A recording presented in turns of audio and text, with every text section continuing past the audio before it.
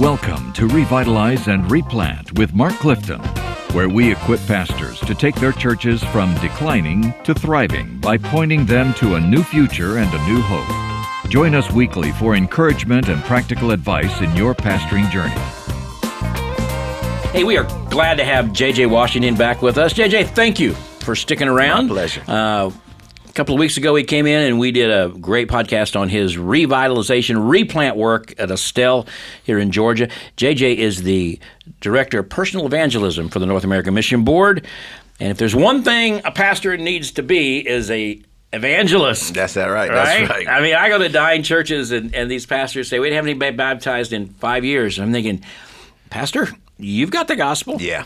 So talk to me about what you do here Okay. and the tools you have for pastors and lay people to help them with evangelism. Well, the latest that we've developed is what we call the NAM Evangelism Kit. Okay. And it's a little different because a lot of times when it first went out, a lot of folks thought it was, man, is this, Three Circles 2.0 or something now? Or is this Who's Your Two? Who's Your Two? They thought it was a new emphasis or campaign or how to share the gospel tool. But we went a completely different direction, Mark. What we tried to do is we were thinking, okay, we saw pastors needing help with how to build a culture of evangelism, a process. So we went process. Here's some actions that you can begin to implement to build a culture of evangelism. And by God's grace, you begin to see the culture change over time. Okay. So that's what we're really leaning into. Okay, well, why do we need a culture of evangelism? What would that look like if you didn't have one? Well, it would look like a church that's dying. Okay. I tell people a lot of times, especially in a replant revitalization situation, evangelism has left the room.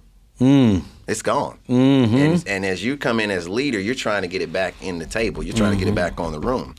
And so it's all about that. And so basically what we discovered was that there was a process that can help pastor. We looked at our experiences when we were pastoring. We also looked at what churches that are doing that are highly evangelistic, and that's kind of how we came up with it. And we basically came up with 4 E's. The first is really starting with an examination of where we are, first of all, personally, as leaders, examining our soul. We know that ministry can be hectic at times, hectic schedules, personal stress, family stress, etc.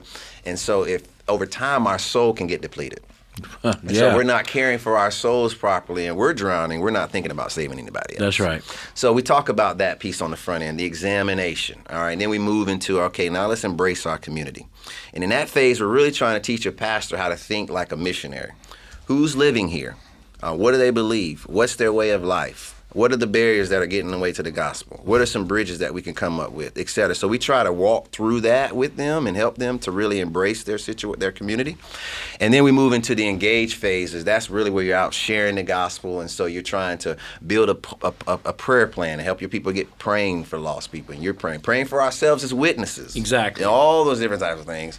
And then the final is what we call the encourage phase. And that's really where we're trying to celebrate the practice of evangelism so that we're encouraging our people to be engaged in evangelism. Does that make sense? So salvations and, baptisms and sharing the gospel, whatever, those type of things in the life of the church. Well, I want to unpack those here in a second, but one of the major shifts that have taken place in a generational shift is that there is no more low-hanging fruit available to small churches. In other words, what I mean by that is, you could have a church, could have a small neighborhood church, and for years there were people looking for a church, and they would find one close to them, and they would join that church. Right. We have such cultural headwinds against us right now, and the gospel is, people used to want their kids to be in Sunday school. They feel like I need to be in a church a lot of times. Now, what I would call the low-hanging evangelical fruit, they're going to find a church that's large, that's growing, that has all kinds of ministries. If your church is struggling, doesn't have any children, doesn't have any youth, believers who are looking for a church are probably not going to join your church. True. That's exactly all right. Yeah. So what I'm trying to say, and I'm struggling to say it, is if you're in a revitalization, the only way you're going to grow is through evangelism. Yeah. You're not growing through transfer growth. That's and true. yet, reality is, buddy, most of their life, if you look at them, their main growth was transfer growth. It was never really evangelistic growth. Exactly they might have had a period here and there. But basically, and when I was growing up, in the 70s, my dad pastored a normal-sized church, 200 or 300 people in a neighborhood in suburban Kansas City. And I was thinking the other day, one time I went down and wrote these wonderful people that the church grew to about 400 when my dad was there. And I began to write down the names of these people that were important in my life that joined the church while my dad was there. And every one of them were believers when they came. Wow. We were in Kansas City. A lot of them moved up from Arkansas to get jobs, or they moved from North Missouri. They came to Kansas City to get a job. Okay. And then when they got a job, they bought a house or they rented a house, and they kind of came to the closest Baptist church, and that was ours. And they joined. Right. And even though my dad's church would baptize, 15, 20 a year maybe, their real growth, and that included children, who were being baptized, biological growth, sort of. The main growth was transition growth from other people. Well, fast forward to the 2000s, that church is now down to about 40, and I go to be their transitional pastor, and we're not getting that growth anymore. There's a handful of large churches in town, and anybody that moves in looking for a church, they're gonna go to that. So this church had to realize if we exist, it's only going to be by evangelism. That's so true. And they never really had a culture of that. Right. Their culture was, we just be the best church we can, have the best programs we can, be nice to people when they show up, and they'll join. Yeah. And when they join, they already tithe, they already teach, and our church just grows. It just grows, yep. That's not the case anymore. No, it's not. Because you're right. Like in a replant, you can't compete with, necessarily the worship that other churches has. Our worship. What was your worship at Estelle? We did all right. But it was certainly not like some of the other churches in the area. Yeah. You weren't coming because of any of that. You were coming because we met you in the community. There you go. We built a relationship with you, yeah, and there was a connection through that. You know what I mean? But outside of that, if you would have came to my church and went to somebody else's church, you wouldn't have chose us. Okay, so I'm a pastor, and I'm sitting here, and I'm thinking my church does not have a culture of evangelism. We haven't baptized anybody in a couple of years, and I don't really have a culture of evangelism. So when you send them this thing, does it come in a truck, or what's it?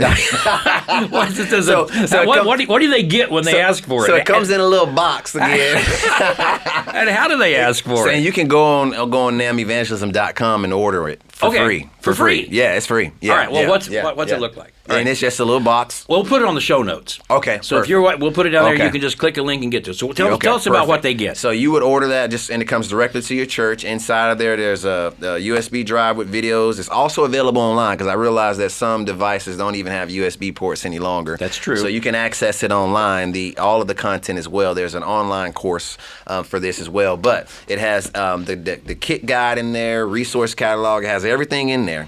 And then literally you just walk through the videos, and it's very much here. Watch this video, now do this action. Watch this video, now do this action. So it's kind of like that. And we also travel around the country. Okay. And we do trainings. Okay. We call them NAM Kid Evangelism trainings. So you can go on our website, and you can see the cities that we're going to be coming to. Maybe we'll find one near you, and you can come to that. It's a 3-hour training, 2 hours of content, 1 hour of meal. We tell people, look, we can't guarantee you like the content, but we know you like the food, and so it won't be a waste. And so anyway, so we do those, and that's really our play. That's the play we're running. So anywhere we go, we're just training the kid. We're just training on the kid, and just trying to help pastors with a process that they can implement in their church to build that culture by God's grace over time. Now, over time, what kind of time frame would a pastor want to consider that this might take? What kind of time commitment to have this culture change? We tell pastors when they come to the training, because we don't want to overwhelm them. Like, think you got to do this in a month. That's not necessarily realistic. There's 4 E's in it. So I tell them just take 1 month for each E. So 4 months to roll it out. Okay. All right. And then you just work the play. And then the Holy Spirit controls the growth and the increase and all of that. But you're doing the necessary things to kind of create that situation. So really, you can probably see something. It's really a lot of what I did when I was at Austell. Tim did it when he was at First Baptist Eagles Landing. And so we've seen churches that are already beginning to share with us that they've seen some growth as a result already. They've seen some people now sharing the gospel and seeing people saved and seeing some baptisms come out of it. So give me an idea of what a culture of evangelism looks like in a church. People in the church sharing the gospel. Okay. That's really simple it is. Okay. As they go. As they go. It's not necessarily dependent upon, and these are all good, and I encourage these. You can do events. You can do service evangelism. You can, of course, when you preach, invite invite people to respond to the gospel, doing all of those things. But what we're really focused on in this kid is how do I get my people sharing the gospel as they go every day? All right. Well, listen, if you're listening to us and your church needs a culture of evangelism or needs to increase your culture of evangelism, there's no reason not to check this out. It's free. Take a look at it. Ask the Lord if this is something that you should do. It's worked in other churches. You know, one of the good things about the USB little device is a lot of churches, we do a lot with rural churches too, and they don't have good internet.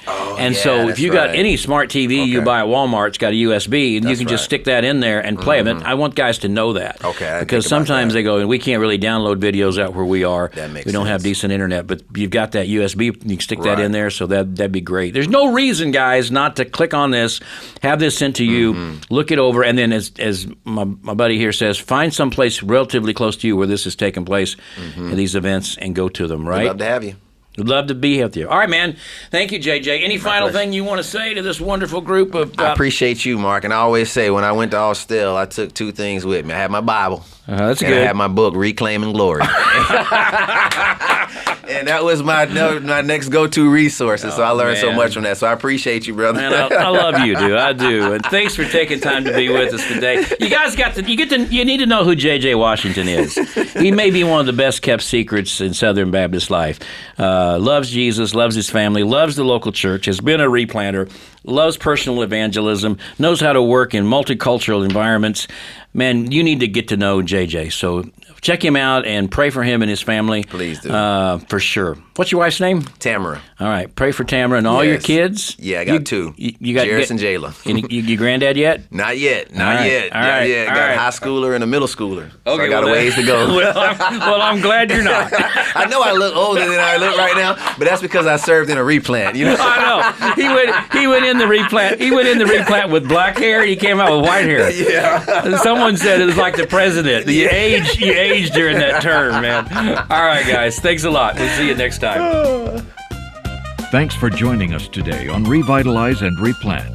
This podcast is brought to you by the North American Mission Board, where we help dying or struggling churches regain health for the glory of God and the good of their communities. If you found this conversation helpful, don't forget to subscribe to the podcast on your favorite platform. To learn more about becoming a replanting pastor or to explore resources about revitalization for your own church, visit churchreplanters.com.